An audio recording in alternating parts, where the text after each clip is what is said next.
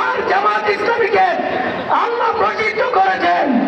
সুতরাং এই জামাত বাংলার আগামী দিনের সংসদ গঠন করবে। এই সংসদে পাঠার জন্য নাঙ্গলকোট থেকে তাকে প্রতিনিধি দেওয়া হয়েছে।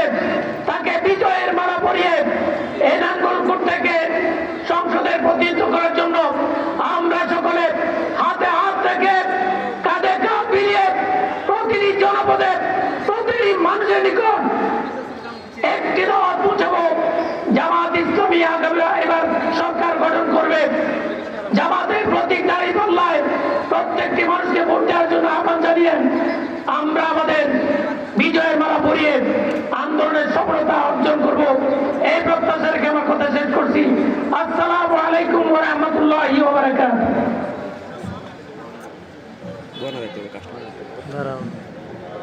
ধন্যবাদ জানাচ্ছি আমাদের প্রিয় নেতা এস এম মহিউদ্দিন ভাইকে।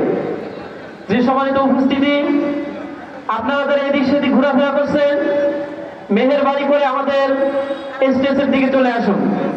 আজকের কর্মী সম্মেলনের, ঐতিহাসিক কর্মী সম্মেলনের প্রধান বক্তা আমাদের প্রিয় নেতা, দোলখার কৃতি সন্তান, বিশিষ্ট শিক্ষাবিদ জনাব ইসহাক খন্দকার ভাই এসে উপস্থিত হয়েছেন।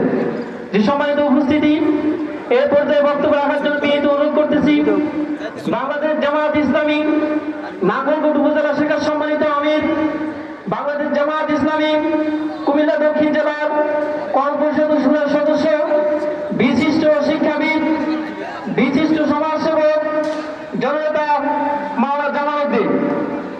এ পর্যায়ে বক্তব্য রাখছেন জননেতা মাওলানা জামাল উদ্দিন। নারায়ে তাকবীর, নারায়ে তাকবীর।